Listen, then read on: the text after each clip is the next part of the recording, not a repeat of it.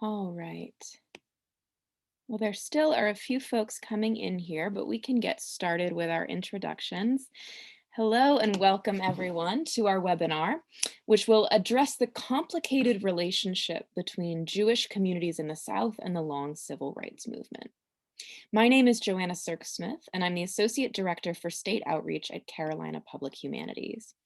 And we're so pleased to be holding today's event in collaboration with our wonderful partners at Asheville Buncombe Technical Community College, and with the generous support of the Carolina Center for Jewish Studies, which is located at UNC Chapel Hill. Now, we understand that many of you here with us today will have personal investments in this topic, either because of your own background or your family history. And we want to encourage all of you to share your perspectives with us during the conversation that we'll have after Dr. Parshall's lecture. And although your cameras and microphones will stay turned off as audience members, you can submit questions and comments at any time through the Q&A button at the bottom of your screen, and we'll get to as many of your questions as possible during our conversation. I also want to encourage you to ask clarifying questions today. If you need a term defined or you need additional historical context, please go ahead and put that in the Q&A and we will make sure to address it. So I'll be back on after the lecture to help moderate our discussion, but at this time I'd like to invite on Liz Watkin of Asheville Buncombe Technical Community College to introduce our speaker, Dr. Josh Parshall. Liz is an instructional developer and humanities instructor at AB Tech, where she has worked for 8 years. And prior to this, she was a teacher and trainer around the world, working in Italy, China, Zambia, and the UK. So Liz, thank you so much for your work in putting together today's event and for being here to help facilitate. Thanks. So there is an often used quote by James Baldwin: "Not everything that is faced can be changed, but nothing can be changed until it is faced." In just the last 24 hours, we've seen the truth in this statement. Facing truth means digging into the past, and I want to thank Dr. Parshall for being our excavator today. Dr. Josh Parshall has served as the director of the Goldring Waldenberg Institute of Southern Jewish Life, also known as ISJL, History Department since July 2017. This is his second stint at the ISJL, having previously worked as an oral historian from 2009 to 2013. His academic interests include American Jewish culture and politics, Yiddish language and culture, and Southern studies. He holds a PhD from the Department of American Studies at the University of North Carolina at Chapel Hill, where his dissertation research focused on southern branches of the Arbiter Ring, also known as a Workman's Circle. I also want to thank Joanna Sirk-Smith for inviting AB Tech to be a partner on this fascinating topic.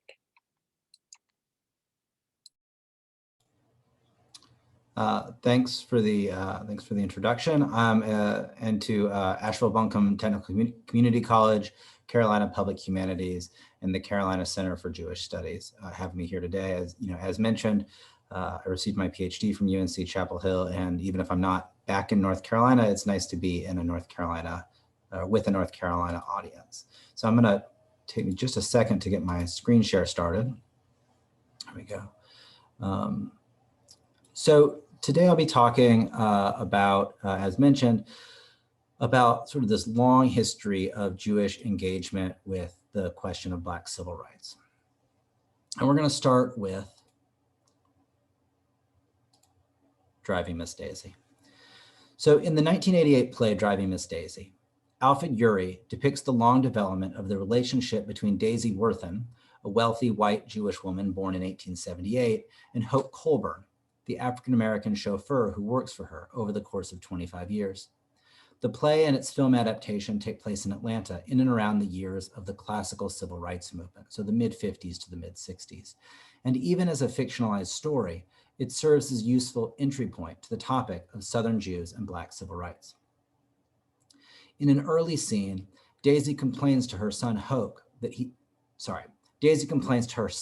Hoke took a can of salmon from the pantry the day before.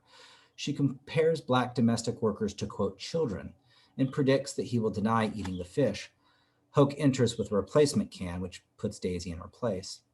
With her infantilizing language, Daisy deploys a common racist trope and reveals herself to internalized aspects of American and Southern white supremacy. In particular, this kind of language props up a myth of benevolent white paternalism. 3/4 of the way through the play, Hoke and Daisy are stuck in traffic on the way to synagogue at the Temple, Atlanta's established Reform congregation. It's 1958. Hoke gets out to investigate, and when he returns, tells Daisy the synagogue has been bombed. Daisy insists that it must have been a mistake. Perhaps they meant to bomb a conservative or Orthodox synagogue. Hoke connects the anti-Semitic violence to anti-Black violence, recalling a lynching that he witnessed as a child. Daisy rejects the comparison. The scene illustrates a few points at once. First, Daisy assumes that acculturation, financial success, and implicitly adhering to local practices of racial differentiation would insulate Atlanta Jews from the turbulence of the era and the rising tide of white supremacist backlash.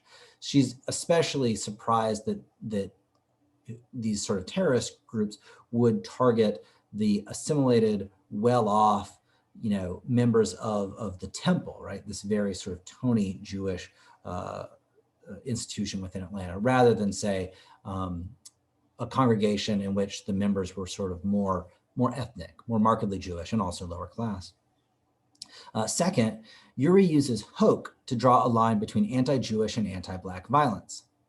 On one hand, the Atlanta Temple bombing and similar attacks on Southern synagogues, whether they were successful or not, were carried out by white supremacist terrorists who saw Jews as masterminds behind the civil rights movement. And that's an idea that continues to animate white nationalist movements in this country today. On the other hand, this comparison flattens significant differences between the degrees of violence that Black and Jewish Southerners faced before, during, and after the height of the movement, as well as the risks that members of those groups took in their pursuit of justice. Furthermore, having Hoke deliver the comparison authenticates a connection that Uri himself is actually making, and it may or may not reflect how actual Black Southerners viewed Jews who were understood to be white in relation to white non-Jews. The third and final scene I'll point to involves the Nobel Peace Prize banquet held for Dr. Martin Luther King Jr. in 1965. Daisy has purchased tickets, but her son Booley informs her that he's reluctant to go, citing business risks. He argues that the white, non-Jewish men he deals with will start to talk behind his back, leave him out of lunches, or withhold favors and information. He claims to support King, of course, but rationalizes his fears by noting that his own personal presence will not actually matter for the event. So in Driving Miss Daisy, we have a Jewish Southerner doing something racist. We have a somewhat simplified implication about Black Jewish commonalities as outsiders and targets of bigotry. And we have a portrayal of a Jewish Southerner who would love to take a stand, but feels like it is too much of a risk. For all the critiques of Driving Miss Daisy, aimed primarily at the film, which won the Best Picture award over Spike Lee's Do the Right Thing, it does introduce the major themes of tonight's topic. Like Uri, historians and other commentators have tended to suggest a natural or innate empathy between Jews and African Americans. And they've often characterized Southern Jews' reluctance to publicly confront racism as a consequence of Jews' small numbers and tenuous social status. At the same time, historical evidence provides us with a range of examples of Southern Jews internalizing, defending, and enacting white supremacy in a variety of ways. With my time tonight, I want to examine this tension between these competing narratives of Jewish empathy and Jewish complicity. We'll start in the late 19th century. It's important for a number of reasons to view the classical era of the Civil Rights Movement, 1954 to 1965, as part of a longer struggle. For one thing, the segregationist practices known as Jim Crow were not simply a continuation of centuries-old patterns, but a historically situated set of laws and customs that emerged after the end of Reconstruction. Additionally, the Civil Rights era was not the first time that Black Southerners fought against segregation and other forms of mistreatment, and it's instructive to consider Jewish responses to race and racism in the run-up to the mid-20th century. Following the end of the Civil War and the emancipation of enslaved African Americans, many white Southerners rejected the imposed rules of Reconstruction and sought a return to white political and economic dominance. So-called redeemers appealed to racial solidarity among white Southerners and used intimidation, violence, and economic threats as well as political action to suppress Republican and Black votes. A few Southern Jews took part in such movements, including a handful of Jews who belonged to the Ku Klux Klan and Edson Moyse and H. de Leon of South Carolina, both of whom belonged to an anti-Black terrorist group known as the Red Shirts. A small number, including Samuel Fleischman of Marianna, Florida, became active in Republican politics and supported Black civil and economic rights. That was a dangerous stance to take, however, and Fleischman was murdered in 1869 by a vigilante group known as the Regulators. Now, North Carolina has its own examples of this. Saul Fishblate in Wilmington was a former mayor who was among the instigators of the violent insurrection that ended biracial democracy in the city in 1898, right? Sometimes that's called the Wilmington Race Riot. A coup or insurrection are much more accurate terms for what happened in Wilmington. For contrast, Jewish Sheriff Joseph Hahn in Craven County held office with the support from local Black voters and encouraged Black Republicans not to compromise their political rights, even if that meant physically fighting for the chance to vote. And that all happened in and around New Bern, so not actually that far away from Wilmington. When redemption swept the South, and you can look to the 1890 Mississippi Constitution as a sort of signal event in that movement, as well as the Wilmington coup at the end of that decade, most Jews in the region went along with the white majority, even if they were not leaders in the redemption movement. So in Wilmington, you had, I think, about 10 Jews who signed a letter in support of that insurrection, even if that which did not represent the majority of Jews in Wilmington at that time. The so-called redeemers were rarely explicitly anti-Semitic, and when they targeted Jews, their victims' religious backgrounds were generally incidental, right? So that's the case in Marianna, Florida with Fleischman. He wasn't targeted for being a Jew, he was targeted because of his political activities. Besides that. Likewise, there's little or no evidence that Republican Jews in the South, like Hahn in New Bern, or like Fleischman, supported Black rights for religious reasons, right? They weren't necessarily doing these things because they were Jewish. They were doing these things because that was sort of the side they chose in that particular conflict. By the early 20th century, the Jim Crow system was well on its way to taking shape in the South. Following the disruption of the old plantation economy, ongoing urbanization, and increasing industrialization across the region, white elites enacted legal codes, business practices, and social customs that addressed new anxieties around race, class, and gender by asserting white supremacy and fostering white solidarity.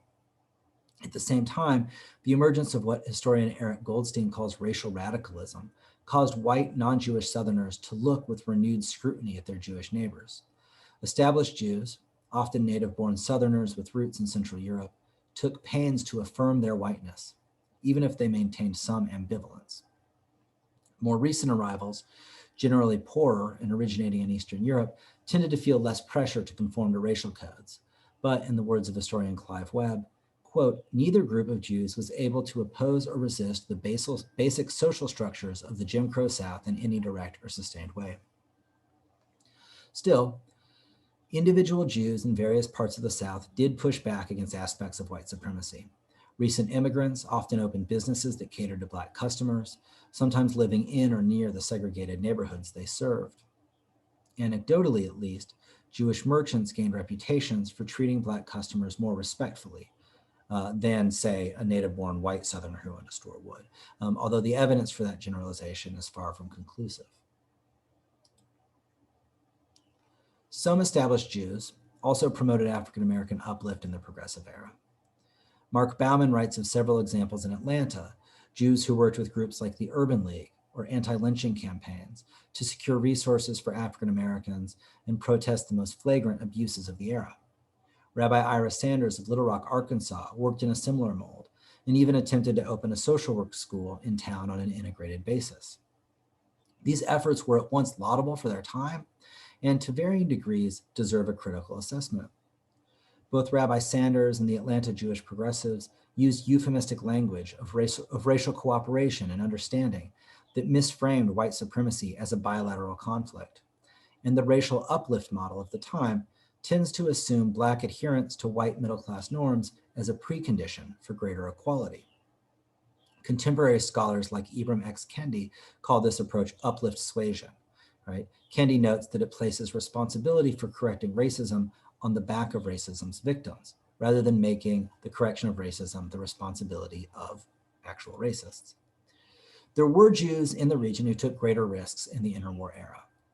In the early 1930s, at least 2 Alabama rabbis spoke out in support of the Scottsboro Boys, 9 young African Americans falsely accused of raping 2 white girls.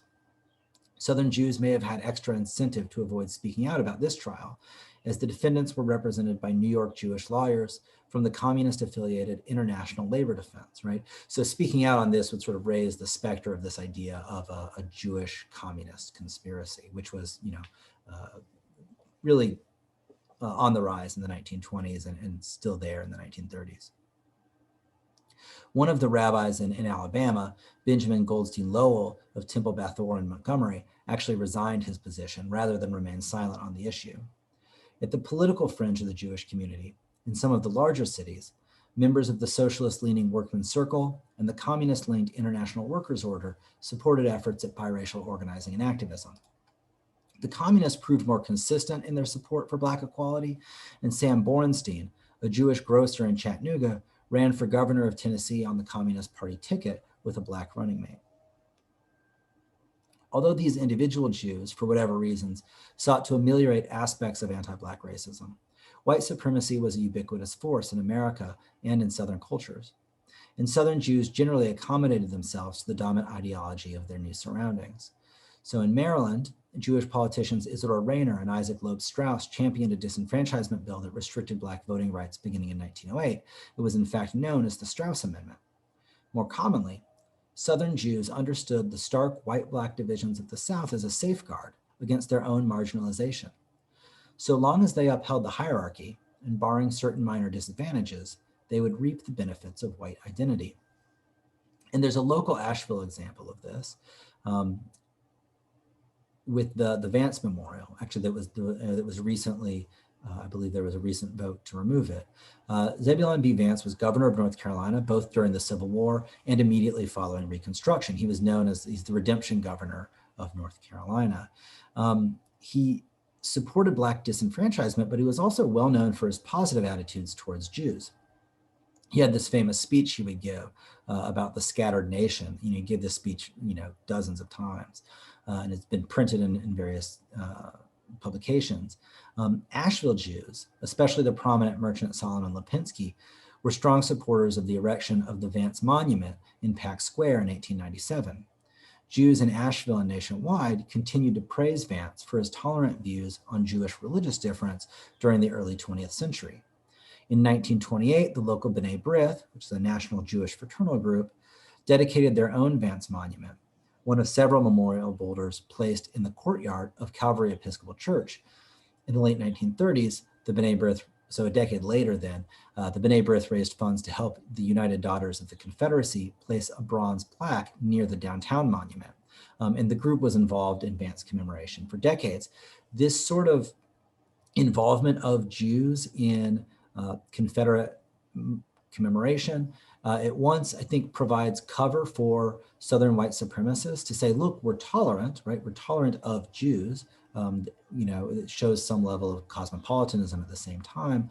And for local Jews in Asheville and other places, participating in these sorts of events really affirms their, at least their civic and their economic equality, as well as a measure of social inclusion, even if there continued to be some sort of elite social circles that were closed to them. And that level of exclusion really varies place to place. So that brings us into the classical era of the civil rights movement. So as defined by activist Bayard Rustin, the classical era began with the Brown versus Board of Education decision in 1954 and ended with the passage of the Civil Rights Act and the Voting Rights Act in 1964 and 1965, respectively. The rising tide of activism and the corresponding backlash of Southern segregationists subjected the region's Jews to contradictory pressures. On one hand, national Jewish organizations vocally supported the cause of desegregation. Within 2 years of the 1954 Brown verdict, the Anti-Defamation League, the Union of American Hebrew Congregations, the Central Conference of American Rabbis, and other national Jewish groups had passed resolutions calling for the Southern states to comply with the ruling. During the trial itself, the ADL had issued an amicus curiae brief in support of the NAACP's position.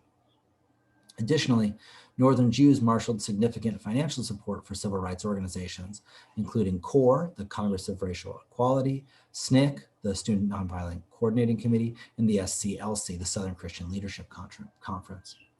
Northern Jewish leaders reacted with dismay and sometimes condemnation when they found Southern co-religionists unwilling or unable to take public action on the issue.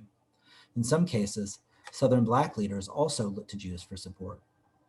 The Montgomery Improvement Association, for example, hoped that local Jews would speak up on behalf of the 1955-1956 bus boycott, but the Montgomery Jewish community stayed silent throughout the 381-day action. In this and other instances of Jewish inaction, fear did prove a factor, but Jews' own adherence to Southern white supremacy also played a role. By the early 1950s, many Southern Jews occupied a fairly comfortable position. The post-war era marked a historical apex in American religious affiliation, and the emerging ideal of America's Judeo-Christian heritage reflected a growing sense of acceptance on the part of non-Jews. In medium and large Southern cities, Jews began to migrate from middle and working class neighborhoods near downtown to new suburban developments. As merchants, employers, landlords, and/or bankers, they benefited from the fruits of Black labor, and their social mobility, expressed physically in the moves to new suburbs, reflected what George Lipsitz calls the possessive investment in whiteness.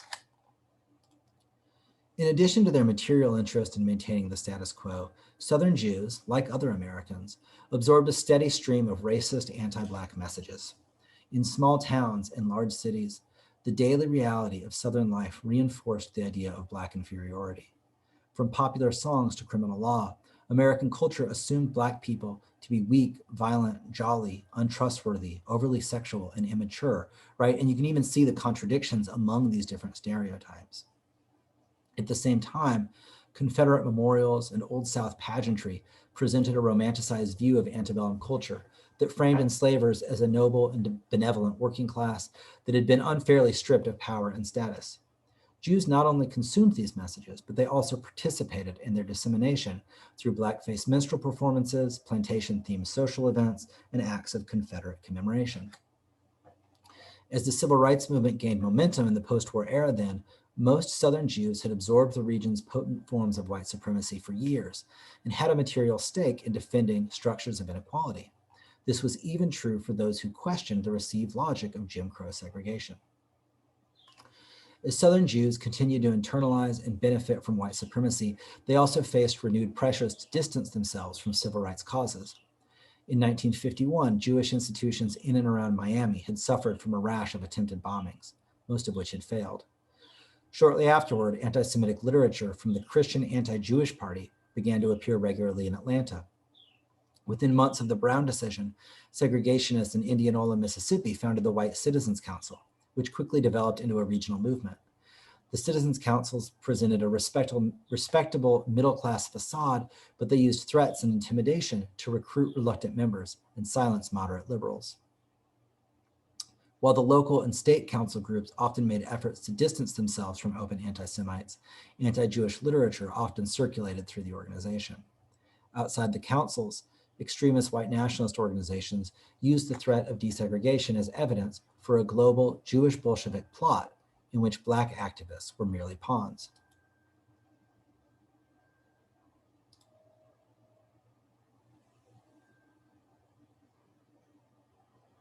It looks like this image is not showing up for some reason, but I'm just going to go on ahead.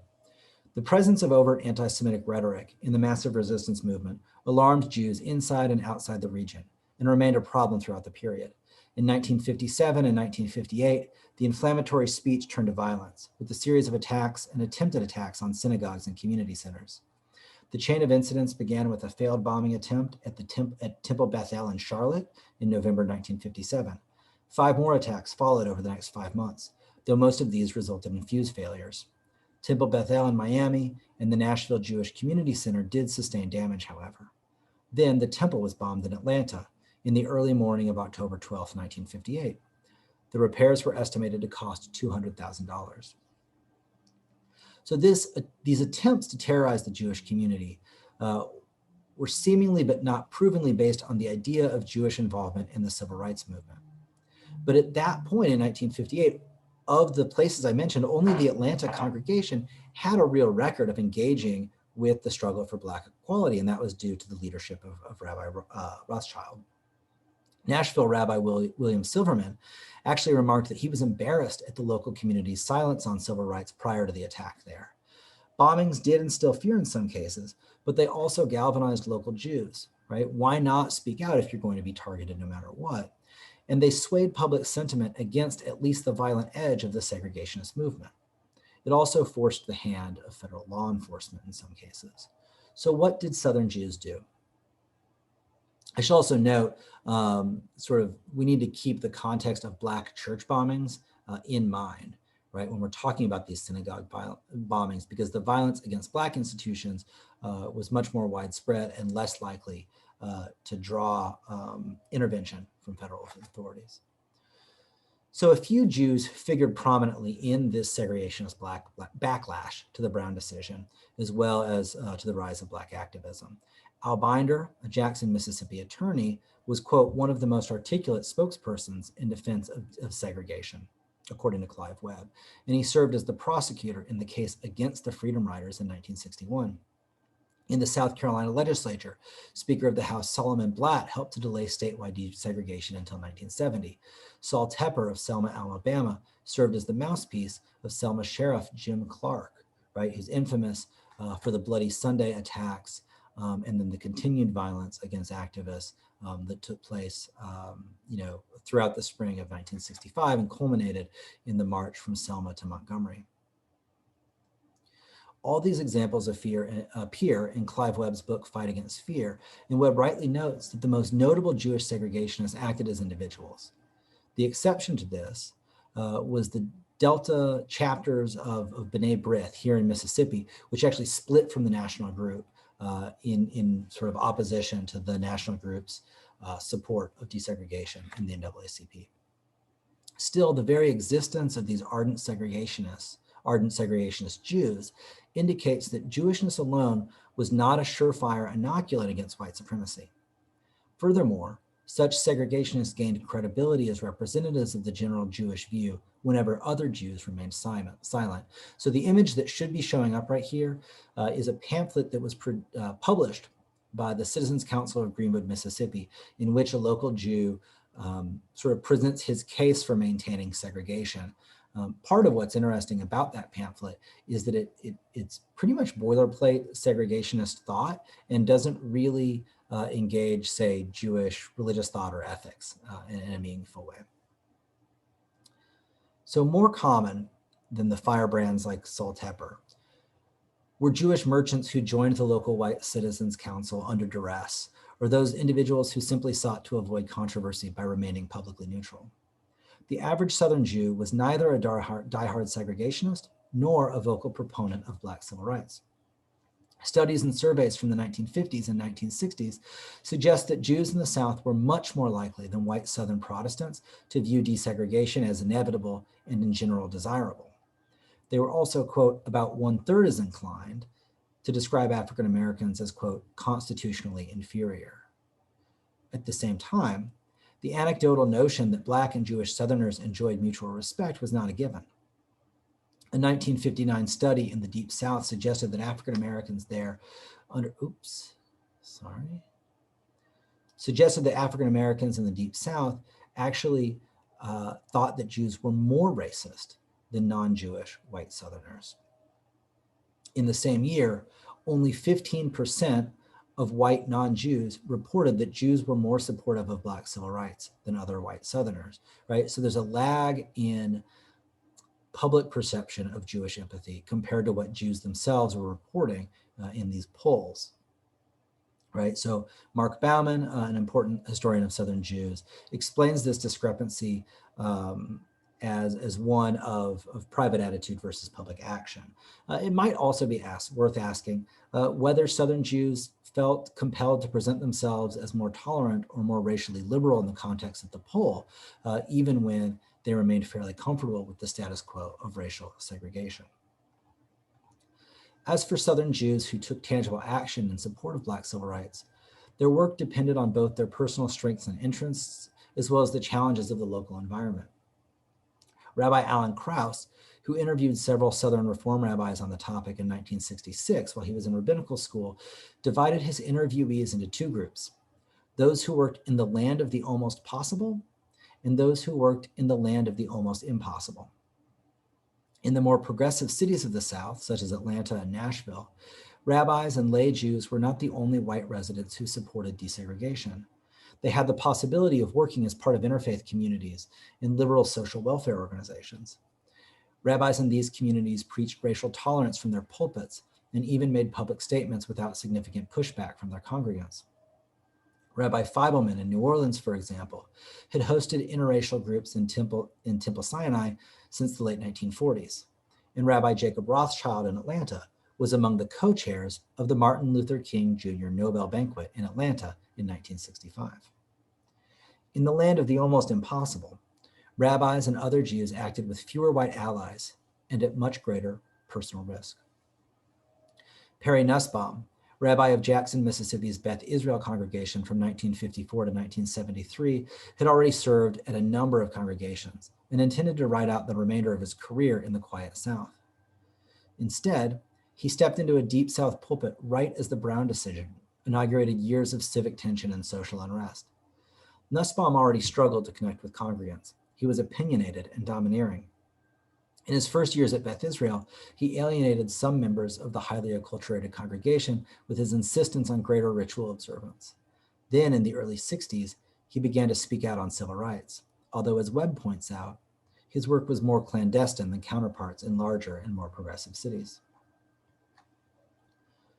The Freedom Rides began in early 1961 as activists with the Congress of Racial Equality, CORE, rode interstate bus lines from Washington, D.C. into the South. When the original riders faced violence and police apathy in Anniston, Birmingham, and Montgomery, Alabama, SNCC activists, that's the Student Nonviolent Coordinating Committee, from Nashville took their places for the trip to Mississippi. Over the course of the summer, 328 activists were arrested at the Jackson bus station, and local authorities began relocating the arrestees to infamous Parchman Penitentiary in June. Parchman was and remains a working plantation. Nussbaum felt no particular admiration for the civil rights agitators, arguing that they were interlopers who had escalated an already tense situation. He prided himself, though, on never denying chaplaincy services to a fellow Jew, and he decided to counsel them during their incarceration. Throughout the summer of 1961, Nussbaum made weekly trips to the prison, 140 miles or more each way, providing emotional and spiritual support, delivering soap and cigarettes, and relaying messages in and out of the maximum security wing where the protesters were held. Although he was officially there to minister to the Jewish prisoners, he ultimately served the needs of all the arrestees. The only other Mississippi rabbi to visit the prison was Charles Mantonband of Hattiesburg, who had long been known for his integrationist stances. His drive was even longer than Nussbaum's. I should note here that Beth Israel congregation, which actually is where I'm a member, in Jackson was bombed in 1967, and Nussbaum's home was actually bombed a few weeks later. Those attacks, like other attacks in the South, galvanized elements of Jackson's moderate white community against violent extremists. And in 1968, the bombers were apprehended in Meridian, Mississippi, after bombing a synagogue education building there and attempting to bomb the home of Jewish leader Meyer Davidson. So whereas Southern rabbis were at that time exclusively men, many of the other Southern Jews who acted in support of desegregation and Black civil rights were women.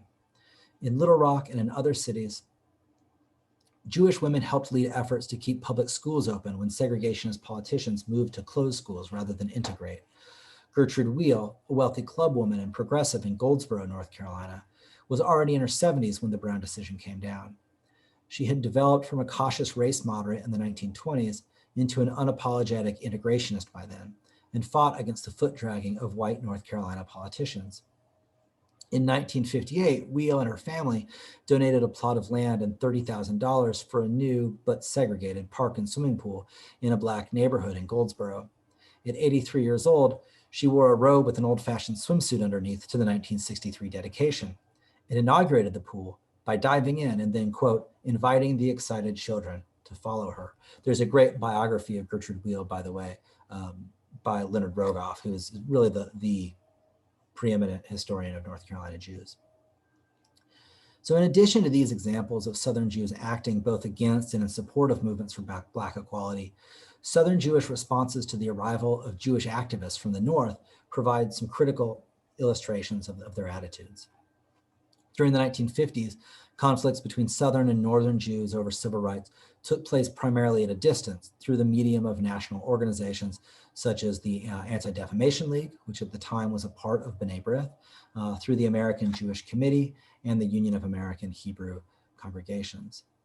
The rise of direct actions in the 1960s brought Northern activists into closer proximity with Southern Jews.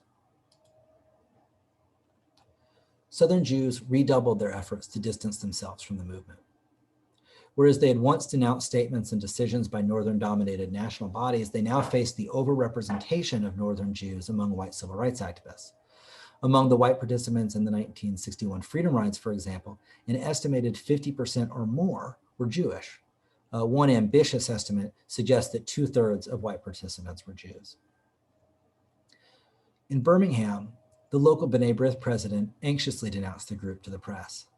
After 16 rabbis were arrested in St. Augustine, Florida, after joining Martin Luther King Jr. in a protest there, a local white supremacist reported that the synagogue president had said the rabbis, quote, weren't even Jews at all, end quote, but, quote, kikes, end quote. That's a pretty nasty slur used against Jewish people. And here you see one Jew deploying it against other Jews based on their support of the civil rights movement. In Selma, the local rabbi refused a phone call from a protester and fellow rabbi because he feared that the phone was tapped and that he would lose his job. Southern Jews objected to the perceived interference of Northern activists on several grounds. First, they argued that outsiders, especially Jewish ones, stirred up controversy without having to live with the consequences. As I'll discuss momentarily, of course, those activists did take on extraordinary risks, even if they did so for a shorter period of time. Additionally, stirring up controversy was exactly the tactic. Civil disobedience and direct action only work by uncovering already existing crises, pushing a simmering state of injustice into the public eye, and forcing people to choose sides. Second, Southern Jews resented the idea that the South was uniquely racist. Racial segregation divided Northern cities as well, and Northern Jews did participate in white flight out of integrating urban neighborhoods. This argument was both a straw man, as a number of Jewish activists who visited the South were also those who confronted racial discrimination and disparities in their home cities. Excuse me, I had a little bit of a screen blip there. So this was a straw man and a deflection, right? So it was designed to charge hypocrisy as a way of ending the conversation. Still, the South has been pathologized in national discourse for decades in ways that contribute to that kind of sensitivity. And Northern activists could possibly have taken more time to build relationships with Jewish moderates in the South. So Clive Webb, in his book, has a quote from a Freedom Summer volunteer who acknowledged that very few Jewish activists attended synagogue, for example. But the question is still open whether they actually would have been welcome. And sort of on the other hand, this idea that sure, Northern activists could have reached out to Southern Jews more, well, the movement wasn't really about Southern Jews. Now, Southern Jews' disdain for Jewish activists from the North also showed in their reactions to violent attacks that took place during the movement. During the Mississippi Summer Project of 1964, now commonly referred to as Freedom Summer, Jews from outside the region again participated in high numbers. The project focused on education and voter registration, delivered through local freedom schools throughout Mississippi. On July 10th, two violent segregationists attacked a group of volunteers, including Rabbi Arthur Lelyveld of Cleveland, Ohio, beating him and two others with a metal weapon. Rabbi Lelyveld lost a large quantity of blood from a gash above his eye and suffered a concussion. He was hospitalized overnight. Local Jews resented the presence of so many Jewish activists and questioned both their goals and their tactics. When a Cleveland, Ohio reporter called Herbert and Lou Ginsburg early the next morning, Herbert, who was somewhat taken aback by the hour of the call, described the attack as terrible, but also placed some responsibility on the rabbi who had been, quote, in the wrong place. By the time of the Hattiesburg attack, James Chaney, a Black Mississippian, Michael Schwerner and Andrew Goodman, both white Jews, had been missing for 2 weeks. Their bodies were discovered in Neshoba County, Mississippi on August 4th. Clive Webb quotes a merchant who said, "Sure, I felt sorry for those boys. but nobody asked them to come down here and meddle with our way of life. Another Jewish Mississippian reported that the community was, quote, scared to death. Those two quotes, an active claim on segregation as our way of life and an open admission of fear, present dual narratives once again. A Jewish embrace of segregation and white supremacy versus a silence driven primarily by fear. And of course, the two are not mutually exclusive. Jews in the South, like Jews anywhere in the United States and well beyond, had absorbed tenets of white supremacy, including obviously racist notions of innate Black inferiority and more subtly damaging assumptions about the desirability of Black assimilation to white middle-class norms. The activities of Jewish segregationists and Jewish progressives alike demonstrate that internalization. Furthermore, they had stakes in the maintenance of racist economic systems, whether they benefited from cheap labor, suppressed competition from Black-owned businesses, or other means. At the same time, there were also real risks in challenging white supremacy, so that even those Jews who wanted desegregation, or who might have been willing, like some of the Atlanta councilwomen, I left out a little detail here about Jewish women working through the Council of American Jewish Women in Atlanta, who had really interesting activity throughout sort of the war on poverty period, including sitting down and actually listening to critiques from young Black activists about their paternalism. So those Jews who wanted desegregation or might have been willing, like those Atlanta councilwomen, to challenge their own racism, had to overcome legitimate fear to do so. They feared social discomfort and cross-racial interactions. They feared ostracization from white peers. They feared economic loss. They feared state surveillance, which was definitely the case here in Mississippi as well as in Alabama. And they feared bodily harm, not only to themselves, but to their families and their communities. So there was, as Clive Webb posits, a fight against fear. But I would add that it was ultimately a fight against white supremacy, which entailed fights against apathy, against comfort, and indeed also against fear. In the decades since the end of the classical era, Jewish participation in the movement has come to occupy a central place in 20th century American Jewish history. The Jewish Americans series, a documentary series on PBS that aired in 2008, dedicates almost 20 minutes to the topic in its episode on Jewish life in the United States after World War II. At times, the tenor of those historical memories has been self-congratulatory. It is a history that can either bolster American Jews' sense of an ongoing obligation to pursue justice, or it can serve as a tool for white Jews to avoid difficult conversations about ongoing racism in American society. Even in the South, some congregations that balked at rabbis and members' civil rights activities now embrace the Jewish aspect of the movement, right? So here in Jackson, where there was a mixed response to Rabbi Nussbaum, there's a historical panel, a historical plaque outside the congregation that talks about Nussbaum and mentions the bombings in the late 1960s, right? And there's also events held at the synagogue sort of commemorating that history. And the history of Jewish relationships to white supremacy and Black civil rights have continued and renewed relevance in the face of both increasing diversity, racial, sexual, and otherwise, among American Jews, as well as the rising visibility of white nationalist ideologies and white nationalist violence. Importantly, the varied experiences and actions of Southern Jews during and beyond the peak years of the movement complicate any simple narratives about American Jews and Black civil rights. First, the Jewish South demonstrates a long history of Jewish engagement with systems of race and racism, as Jews in the region have had to negotiate their places in a shifting landscape of race and class. In the 1950s and 1960s, that problem came to the forefront of national consciousness, but Black Americans had struggled for years against oppression and continue to do so today. Second, the Southern Jewish story, in which Jews are intimately bound up in racially differentiated economic systems, shows how racial status is materialized and made durable in property and the accumulation of wealth. In other words, adhering to systems of segregation allowed Jews to do well for themselves, which reaffirmed their whiteness, even as the threat of losing status and privilege dissuaded some Jews from challenging segregation and discrimination in public. Others, of course, simply went all in on white supremacy. They benefited from it and they believed in it. Finally, the Southern story shows how difficult it is to actually act in allyship, how complicated and elusive solidarity can be. Thank you.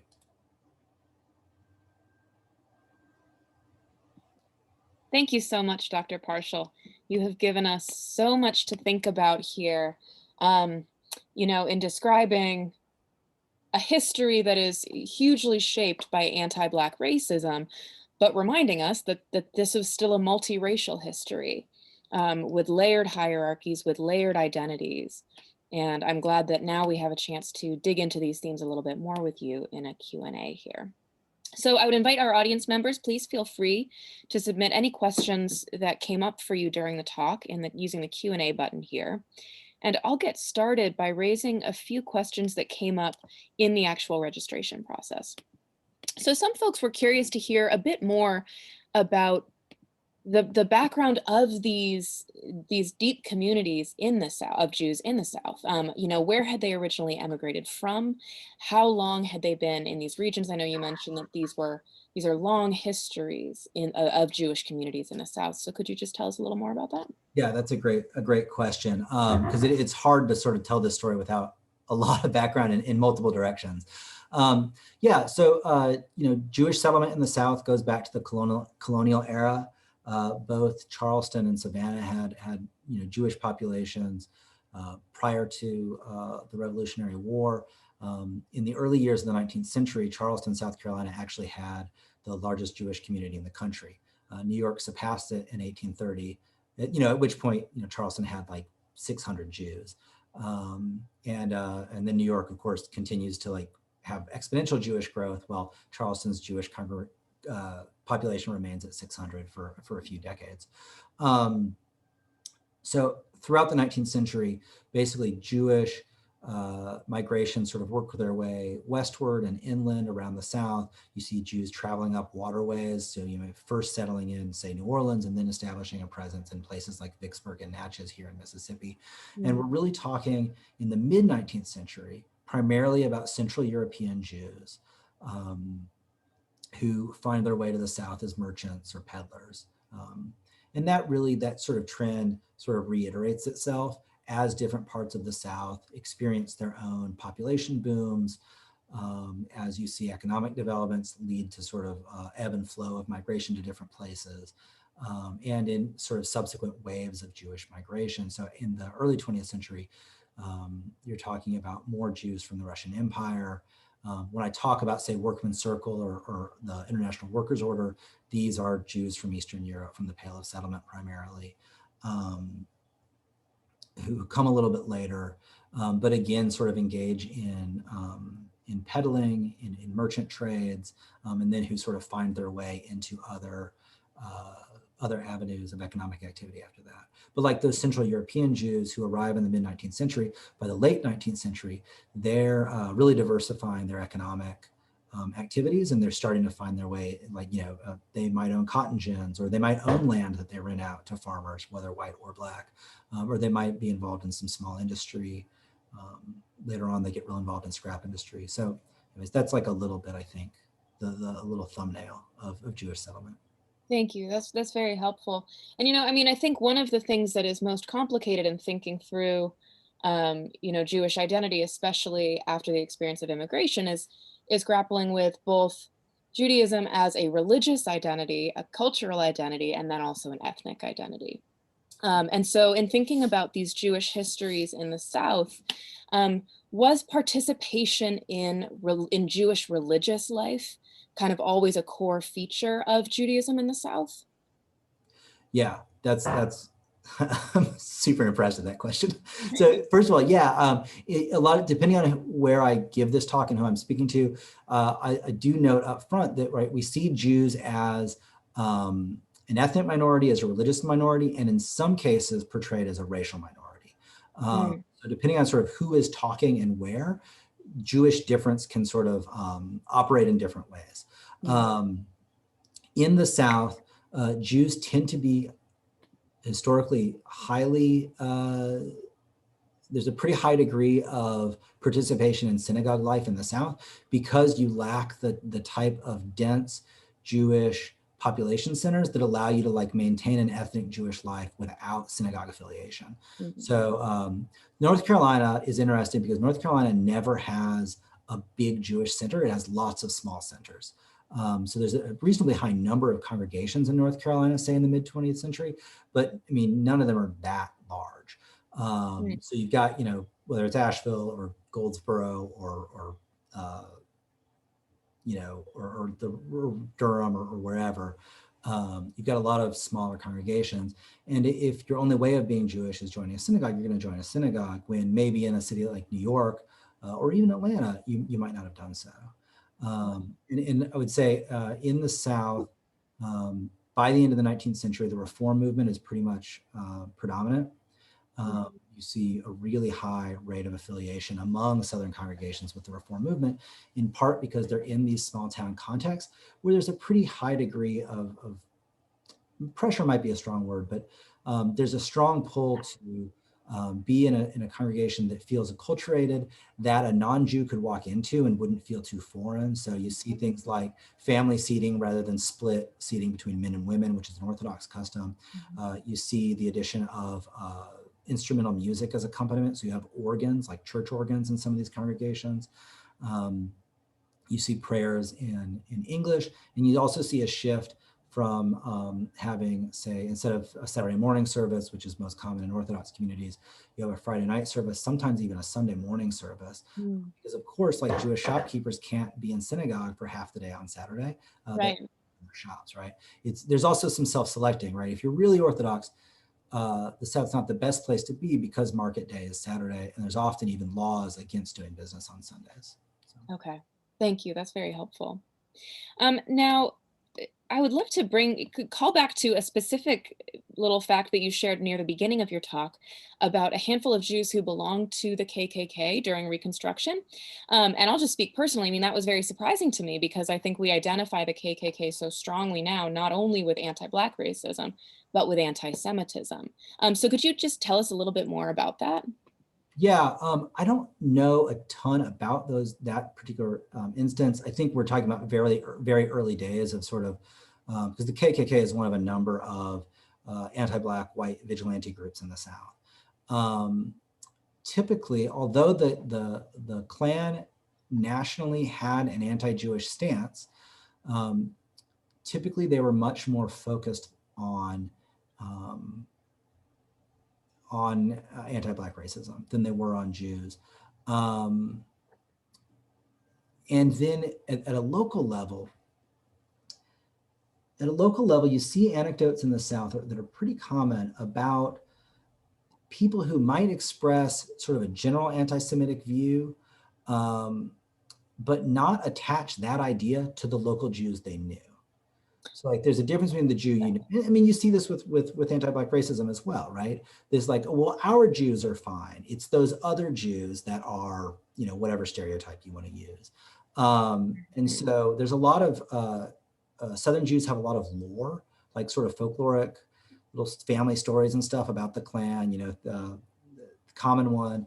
And I can never tell which of these are true and which ones aren't exactly, but there's a common sort of story of, like, there was a Klan parade through town and a little boy is alarmed and scared at the roads, and his dad is a merchant, these are Jews, and the merchant father says, oh, you don't need to be afraid, like, that's Mr. Johnson and that's Mr. Smith and that's Mr. Wilson, and I know because I sold them all their shoes and I can recognize them by their shoes. Or, like, sort of stories like that are pretty common. So, sort of the point being that yeah, the Klan definitely had that attitude, but was much more focused on sort of different types of action. And I think in some cases were actually stronger in their anti-Catholic actions. Yeah, that feels like a really under-addressed issue. Yeah, you don't see a whole lot of anti-Semitism. I mean, you don't see as much anti-Semitism in the South as some folks might assume, in part because you're talking about less than 1% of the population. And where Jews are such a small slice of the population, they don't feel like such a threat to white nationalists. I've got a few follow-up questions here about the details of kind of when and in what ways anti-Semitism did rear its head in the South. So in thinking about anti-Black racism, you've talked about these different forms of media and of public discourse that are kind of constantly reiterating the message that Black people are less than, whether that's through minstrel performances or Confederate commemoration or plantation nostalgia, but that this message is being pumped out to people all the time. And now you did also mention pamphlets, anti-Semitic pamphlets, but were there any other kind of examples of this public messaging that was anti-Semitic and would have been sending a similarly racist message? Yeah, sure. So in the late 19th century, you do have you have instances of sort of what we call race science or scientific racism, where people are sort of using the guise of scientific logic to talk about like a hierarchy of races. Some of them sort of lump Jews in with other Europeans. Some of them, and I believe this was actually a North Carolina author. There's a book called, I think it's called The Jew and Negro ? That sort of posits that Jews are in fact on that bottom rung racially and just happen to look white-ish. So there's scientific racism. There is, and Elizabeth rightly brought this up in comments, there is this sort of religiously based anti-Jewish sentiment, which was common in the 19th century and lasts into the 20th, where, yeah, sure, a lot of, Jewish kids who were born in the early 20th century in the South will remember having really negative interactions with maybe a classmate who said, who accused them of killing Christ or something like that. So that was there, certainly. And there was, and then there was sort of social discrimination, especially sort of like in elite levels. And it really varies place to place. So Dallas had these exclusive clubs that wouldn't let Jews in. Atlanta had that, especially sort of increasingly in the early 20th century. Here in Jackson, the main country club didn't permit Jews for several decades, I don't think. But then you have a town like Greenville, Mississippi, where I think Jews were always a part of the country club. So there was sort of religious anti-Jewish sentiment. There was anti-Semitism. There were sort of this variety of things. And yeah, you'd see stuff like little, black and white newspapers would carry like little items about sort of tricky Jews, sort of like these little humor pieces that would pick up from wherever, right? And you would see similar ones espousing sort of anti-Black stereotypes in white newspapers. So all that stuff is there, certainly. Yeah. It's circulating, definitely. Okay. And then also these, eruptions of violence, which you, of course, point out were happening on a radically different scale than those against Black communities.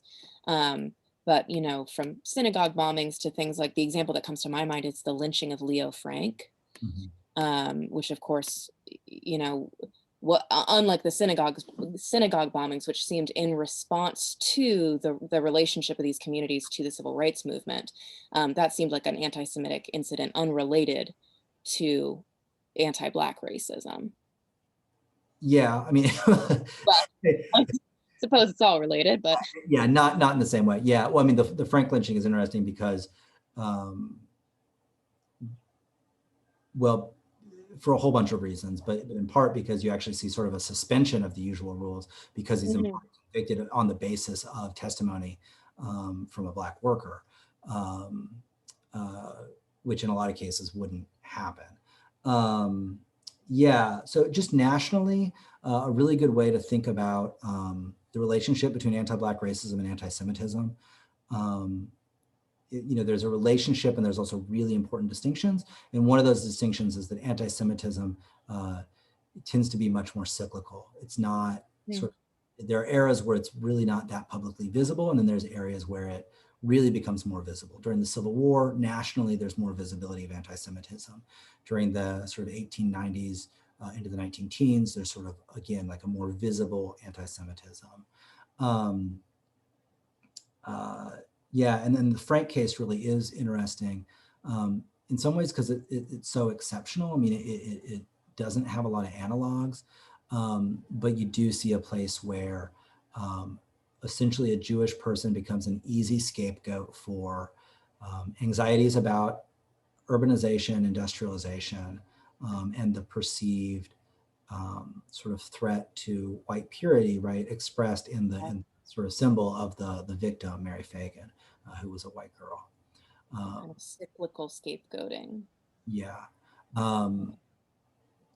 Yeah, the Frank case is so interesting because I study this. I never quite know what to say about it because it, because in some ways it's exceptional and so much not the norm. Yeah. But one more quick follow-up about this issue of anti-Semitism.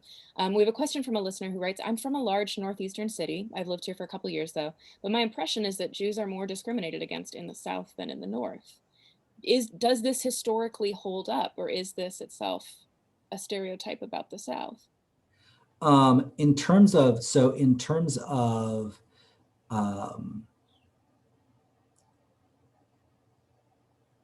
in terms of like housing covenants, exclusion from like quotas, say universities, you have more northern examples, and they have a greater impact because there's more Jews there. So really, I think some of the strongest examples of anti-Semitism in the South actually occur in Florida and South Florida, but it's sort of exactly at the moment that you see heavy Jewish migration to Miami in the 20s and 30s that you really see a lot of anti-Semitism down there. Again, when your numbers are low enough, you don't draw that much attention, and so the policy might not be in place. Now, there is, social discrimination. I was looking at the oral history of a woman named Frida Stein, who her family owned Stein Mart in Greenville, Mississippi, and then her son turned it into a national chain. And Frida Stein was pretty well accepted in Delta society here in Mississippi, right? The Mississippi Delta is a very distinct sort of region within the state. And she would be invited to functions, and someone might say, like, I think you're the only Jew, I think you're the first Jewish person to be invited to this home at these sort of like high society functions. So it's certainly there. I don't think it's as systematic in the Northeast just because you don't have the numbers to attract it. But what you do have is a lot of examples, I think, of Jews being pretty exotic down here. And so you get stories of someone in, say, a really small Delta town who says, oh, I heard someone once, rode the train for an afternoon to come see us after we moved there because they wanted to see if we had horns or not. Which is, this old stereotype about Jews having horns, which is based on a mistranslation of the Bible, I believe. Yeah, so there certainly is, I think there's the perception of a lot of anti-Jewish prejudice. There is real anti-Jewish prejudice. There's also sort of strong philo-Semitic feeling based on certain strains of evangelicalism and ideas they have about Jews, and in part Jews' roles in the end times. I mean, they have this idea of, so you see evangelical Zionism, which is a complicated topic. Right, and you even mentioned the rise of the very notion of a Judeo-Christian nation as being a really specific shift in our nation's kind of rhetoric around Judaism.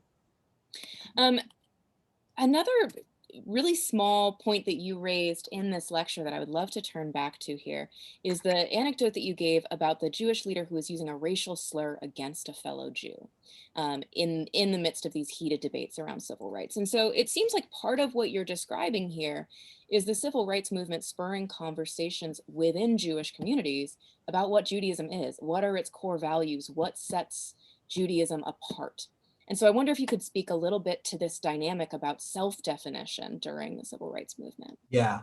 So there's that idea of a Jewish commitment to social justice, sort of universally, goes back to the development of the Reform movement. So by the early 20th century, Reform Jews have a sense of what was called prophetic Judaism. And it was this idea of bringing, a radical ethics to daily life, right? And so you'd have rabbis in. There's a really great example of a rabbi in Pittsburgh, Pennsylvania, who was, he would get up on the pulpit and he had executives of iron companies in his congregation. He'd get up on the pulpit and rail about workers' rights, right? Because there was a sense of this ethical obligation to the wider world and taking sort of the prophets of the Hebrew Bible as cues. That's there for a long time, and it's applied more and more to questions of race over the course of the 20th century. You can look at the Rosenwald schools. There were a bunch of those in North Carolina. Rosenwald owned the Sears Company, was out of Chicago, and funded Black schools in a lot of communities all around the South.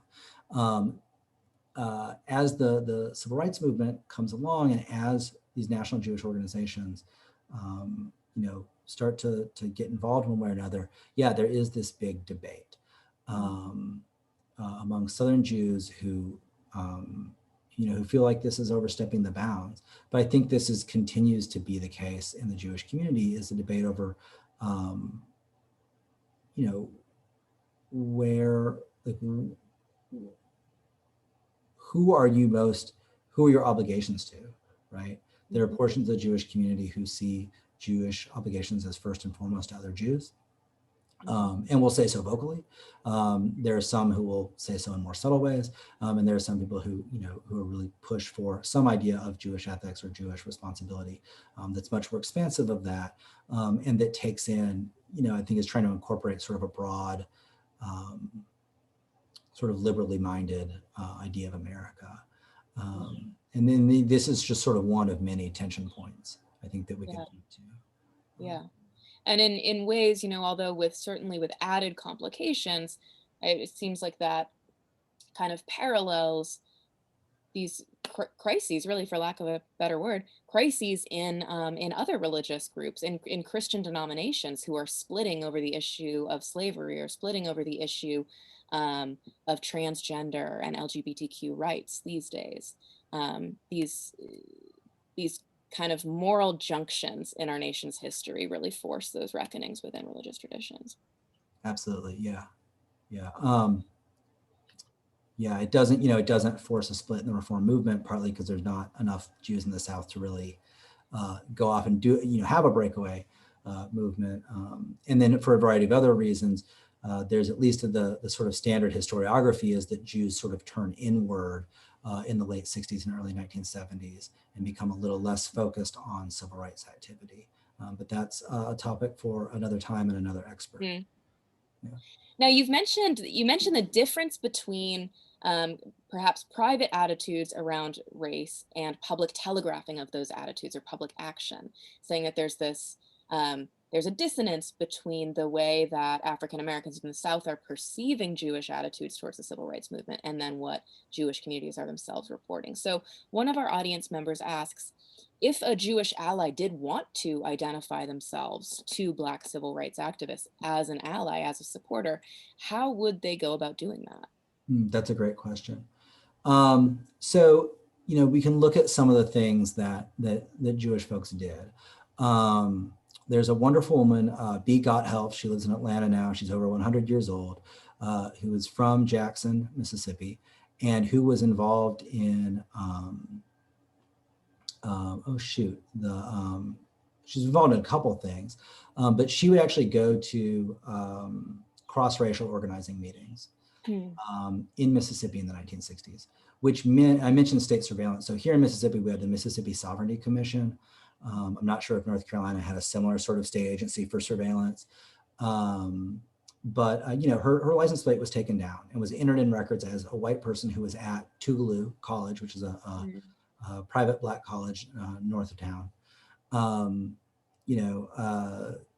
So for her just to show up at something like that and sort of risk surveillance and that sort of thing, was one way. So there's involvement with local cross-racial organizations was one way that people could do it. So you had Jews involved in things like that. You had Jewish women involved in what was called Panel of American Women, which would be a sort of middle-class women, typically a white Protestant, a white Catholic, a Black woman, Protestant, or occasionally Catholic, and a Jewish woman would go on panels, and they would talk to like a Rotary Club or something like that, and sort of talk about their common desires, and then they'd probably, they'd be asked a question about desegregation in schools. They'd say, yeah, we want desegregation in schools, but then they'd all say, but I want my kid to marry somebody from my group or something like that. And B. Gotthelf and a woman named Joan Geiger were both examples of Jewish women here who were on those panels. There were things, I think there were things like shopkeepers who treated people with a little more respect. My grandfather owned a store in southeastern Missouri, the boot heel of Missouri. And he would talk fairly proudly about, say, helping in, say, the 70s or 80s, I think, helping pay, getting together with maybe a group of local merchants and helping to pay for, say, medical school for a Black student from the community to go somewhere else and go to medical school. So there were all these sorts of, interactions and ways that people could, signal relative support, some more overt and some maybe a little bit more subtle. Yeah, and then I think, we have to go and look carefully at Black sources just to really know like how these folks were perceived. Yeah. Yeah. Yeah, that makes sense. The historiographic challenges of this work, I think, have become clear just in this brief conversation. Well, kind of moving forward into the present tense here, we have a question about what the current relationship is between Jewish communities in the South, or indeed around the country, and specifically the Black Lives Matter movement. That's a good question. So, nationally, I think the general trend, I would say, continues that Jews in the South are probably more supportive of Black movements than white non-Jews in the South. I think that generally is still the case. There's been, I'll say that I think Southern Jews skew more conservative than Jews nationally. And that nationally, there's been a big conversation around Black Lives Matter, specifically because of their national platform, which was critical of Israel and advocated for Palestinian liberation. So I think there is, and this is, I think that generally speaking, there is, I would say, again, sort of Jewish empathy, but not necessarily Jewish solidarity on all fronts. And a good place to look at this is in Atlanta right now. So an article came out recently on this, I think in Jewish Currents, and possibly, and there's another piece elsewhere. But with the election of John Ossoff and Reverend Warnock in Georgia in the special elections for Senate, there was this moment of people saying, oh, is this sort of the return of the national sort of Black Jewish political coalition? And indeed, if you look at Atlanta, there were Jewish canvassing groups and African-American canvassing groups that were working together. You see the two candidates were campaigning together quite a bit. If you actually look sort of on the ground, where you're seeing collaboration in Atlanta is between relatively affluent sort of middle class Black organizations and Jewish organizations. You're not seeing so much sort of specific, and this is my impression based on sort of, reading a few things. You're not seeing so much involvement between working class grassroots Black organizers and the Jewish community. And the people you see really pointing out this discrepancy are Black Jews in Atlanta. Okay. Atlanta being a big enough city to really have that strong examples of that racial diversity that's actually more characteristic of the Jewish community in the United States now than it was 50 or 60 years ago. So I think that there is, so I think it depends. I mean, I think we have plenty of Jews in the South who are highly critical of the Black Lives Matter movement. I've been at, say, extended family events where a Jewish person sort of says, like, well, it's a shame people want to take down these monuments or so and so, or such and such. And then you've also got, Jews who are in public office who are, supporting. I believe Asheville has a Jewish mayor, I want to say. I know Durham does. And that, they've been in support, at least relative support of things like monument removal or other actions around racial justice. So, so the answer is, I guess like in the past, you see a wide range of reactions. You see some movement, but sometimes slow on the part of Jewish institutions in the region. And you see some Jews who are pretty committed to the causes and are trying to find ways to sort of act in solidarity. It's going to be a complicated story. With communities this diverse, it is going to be a complicated story. But I mean, I think even in that answer, you reminded us again, kind of valuably, of the layers to these identities, that there is racial diversity within Judaism, that class plays an enormous role in how folks are going to respond to this. That's absolutely. So, Dr. Parshall, we could keep you here all day asking questions. But I will wrap up here with one final question in a moment. I did want to let our audience members know we've been recording this, and we will, in a day or two, we'll send out the link to everyone who registered so that you can watch this video if you were only able to see part of it, or if you want to revisit any parts of the conversation. Now, one thing I like to do when I'm sending out that link is to include a list of some resources for folks who want to learn more. And so a few of our audience members have asked, what books, what texts, what podcasts, what radio shows would you recommend on this topic for folks who want to learn more? Yeah, so that's great. So the first thing, if you want to learn about local Jewish histories around the South, one of my primary duties at the Institute of Southern Jewish Life is as editor of the Encyclopedia of Southern Jewish Communities. I'm actually pulling up the URL right now. And so the Encyclopedia of Southern Jewish Communities is our attempt to create, substantive but digestible histories of every sort of local community where Jews formed permanent institutions. So at the moment, we have 300 entries in 13 states. Florida is the state most recently completed. And I'm currently sort of back working on our Mississippi entries to update those, as well as to add new images and make some edits here and there. So that's a great resource just for, especially if you're from a small town, it's a great place to go. You can, read about Jewish history in the place. For a few of these communities, especially in the Deep South, we've also got cemetery censuses, which could, for folks who do genealogical research, those are useful. We also there on our website, we've been running a great series since the pandemic started. My colleague Nora Katz is a public historian who has been running what is called the virtual vacation. So she used to run these sort of Jewish heritage tours throughout the South.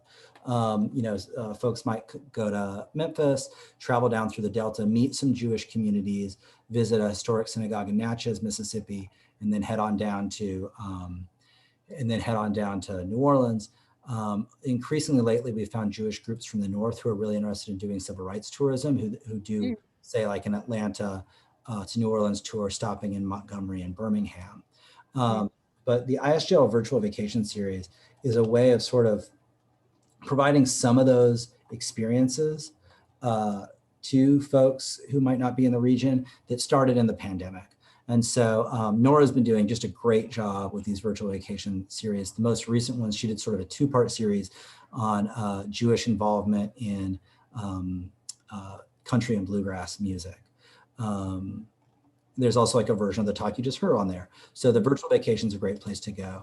In terms of reading, Clive Webb's book, Fight Against Fear, is the book on Jews, Southern Jews and civil rights. For all my criticisms of it, it's the place to start. There are a number of resources. You can also check out the Southern Jewish historical websites. The Southern Jewish Historical Society website has a great bibliography. If you're interested in North Carolina, of course, the work of Leonard Rogoff, who's written Down Home, which is a history of North Carolina Jews. It's kind of a coffee table book, as well as his history of Jewish life in Durham, Chapel Hill, which is a great read, and his biography of Gertrude Wheel, which is also a good read. So there's a lot there in North Carolina. I think those are some of the big ones to name off the top of my head. Fantastic. Well, I will compile a list of those books you just mentioned, those sites you mentioned, and include these URLs as well.